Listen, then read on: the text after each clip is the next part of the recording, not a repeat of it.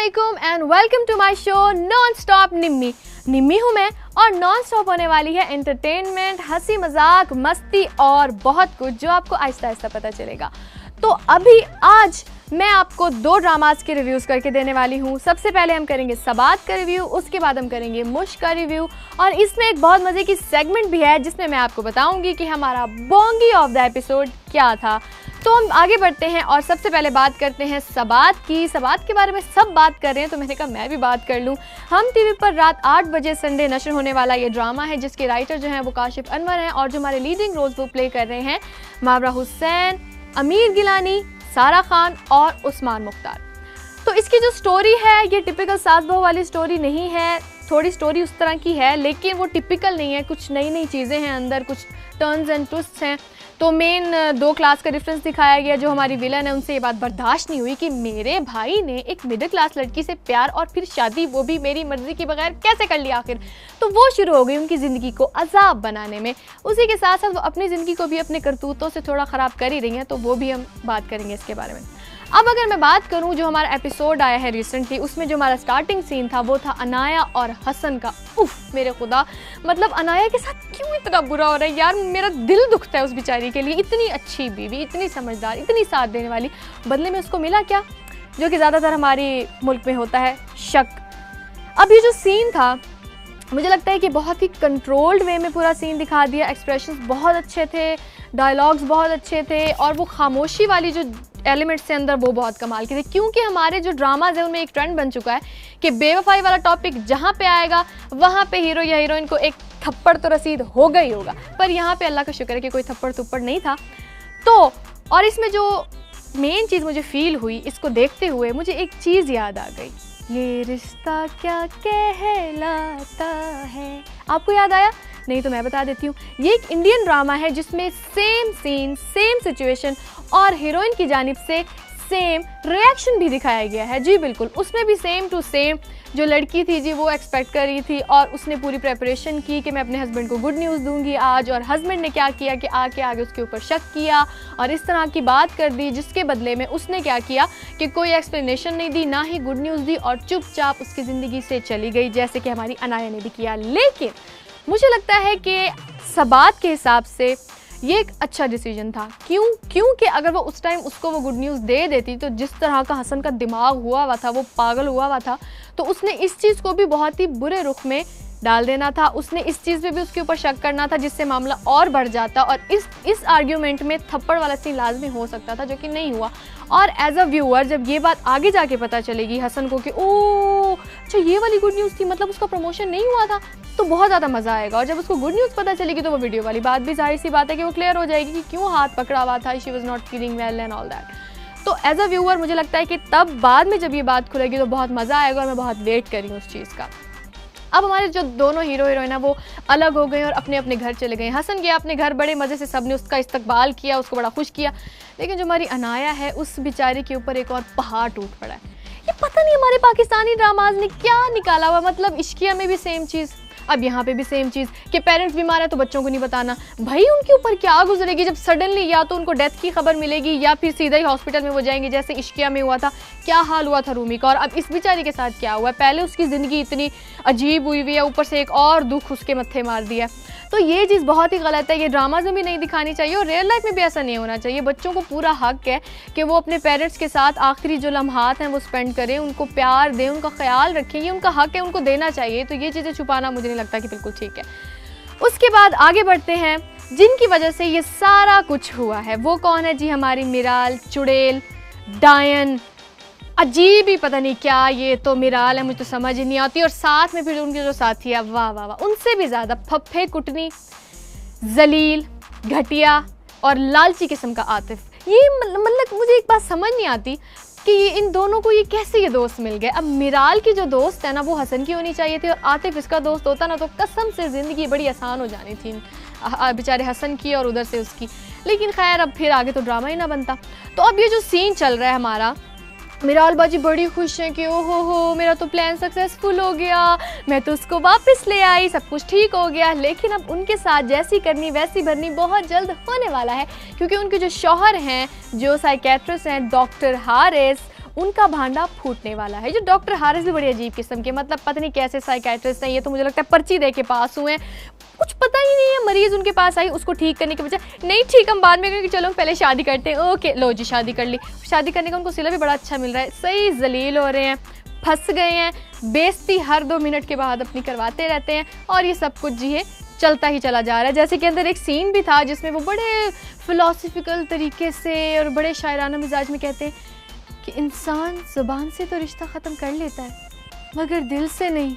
मेरा आगे से कहती है बकवास बंद करो, मैं इस पे यकीन नहीं रखती। मतलब कि बिल्कुल सही, अपने जैसा ही उसने ढूंढा है कि भाई जिसको मैं कंट्रोल कर सकूं, जो मेरा पपी बन के रह सके। लेकिन ऐसा होने नहीं वाला, क्योंकि उनको पता चल गया है कि डॉक्टर हारिस ने क्लिनिक ज्वाइन किया हुआ है, तो अब आएगा मज़ा।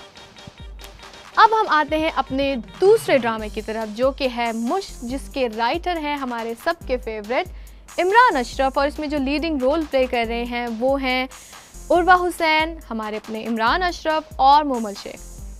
अब ये जो स्टोरी है ये एक बड़ी ही, जिसे कहते हैं ना, सस्पेंस वाली स्टोरी है। एक ही स्टोरी में बहुत सारी स्टोरीज चल रही हैं एट द सेम टाइम, सबकी कुछ ना कुछ कहानी चल रही है और बंदा बड़ा क्यूरियस रहता है कि अब क्या होगा, अब क्या, अच्छा ये क्या है, ये क्या है। तो ऑल एंड ऑल राइटिंग के हिसाब से मुझे लगता है कि उन्होंने अपने सारे एफर्ट्स, राइटिंग स्किल्स बहुत ज़बरदस्त तरीके से एक ही ड्रामे में खुल्लम खुल्ला शो कर दिए।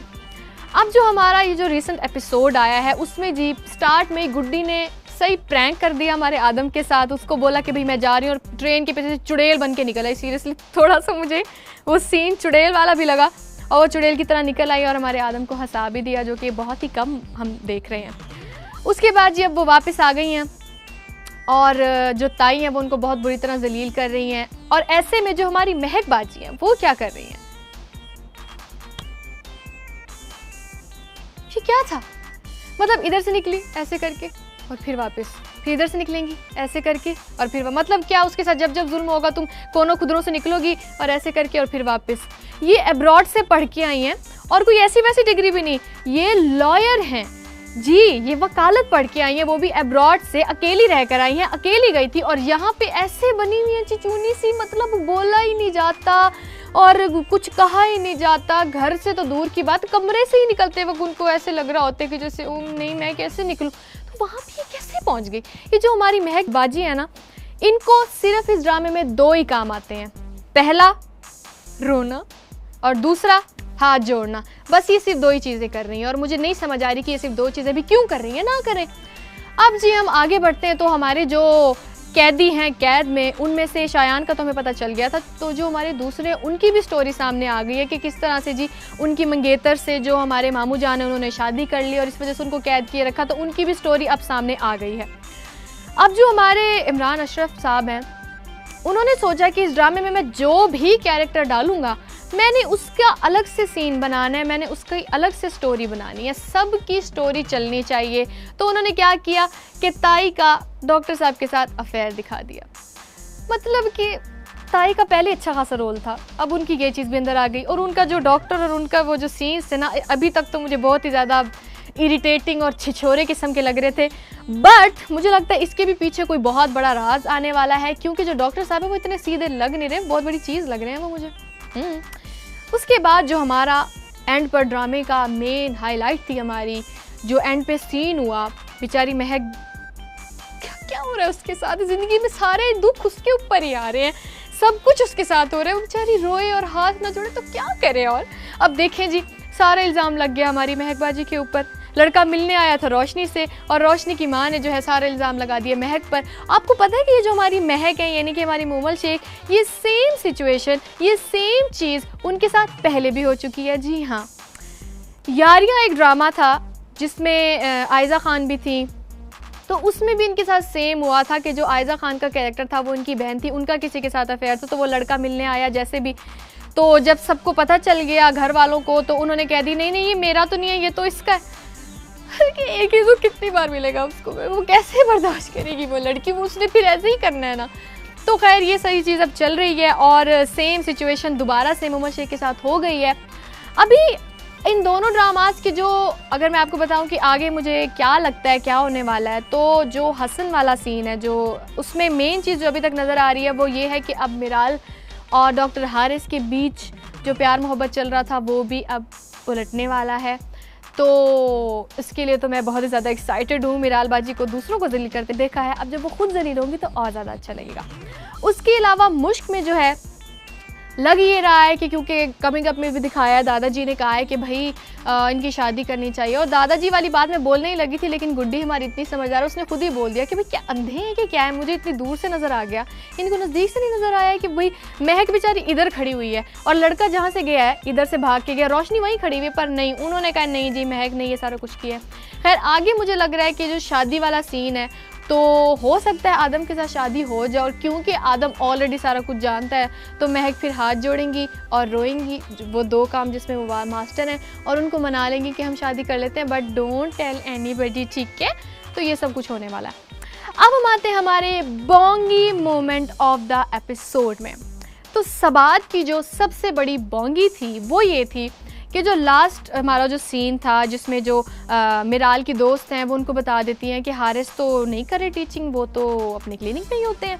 तो वो कहती है कि भाई नहीं नहीं मेरी तुमसे कल बात हुई है, मतलब कि हारिस ठीक है, हारिस है चवल, मतलब है पागल, अजीब से डिसीजन लेते हैं वो, लेकिन मतलब इतने स्टूपिड हो सकते हैं ये मुझे नहीं पता था कि मिराल की बेस्ट फ्रेंड को बता रहे हैं कि मैं क्लिनिक में हूँ।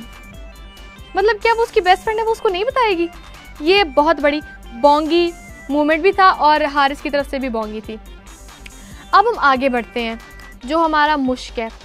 अब मुश्क में जो मुझे बोंगी लगती है ना, लाइक पूरा एपिसोड बड़ा सही चल रहा होता है, पर जब वो कूली अंकल आते हैं ना, मतलब उनके जो मतलब सीन्स और उनके डायलॉग्स बड़े अच्छे होते हैं, बड़े सोलफुल, बड़ा अच्छा मैसेज होता है डायलॉग में, एक अच्छा सा एक हिंट डाला हुआ है ड्रामे के अंदर साथ साथ इस तरह का ना। लेकिन जब वो आते हैं ना और वो जिस तरह से वो शाउट करते हैं और वो डायलॉग बोलते हैं, ऐसे बंदा देख रहा हो तो फ़ौरन से आवाज़ कम कर दे, टीवी की आवाज़ कम कर दे, और अगर हैंड्स फ्री लगाए हुए हो तो आपके कान तो मतलब गए काम से। तो वो मतलब मुझे लग रहा है कि थोड़ी सी बोंगी है, मतलब he is a very good actor, but मुझे लगा थोड़ी सी ओवर एक्टिंग हो रही है यहाँ पे, तो वो अगर थोड़ी कम हो जाए तो बहुत अच्छा हो। तो ये था हमारा बोंगी, और अब आप लोग मुझे कमेंट्स में बताएं कि आपको क्या लगता है कि Bongi moment of the episode क्या था, और साथ ही साथ आपने मुझे ये भी बताना है कि आप क्या चाहते हैं कि मैं कौन से ड्रामास के रिव्यू करूं। तो तब तक के लिए अल्लाह हाफिज़।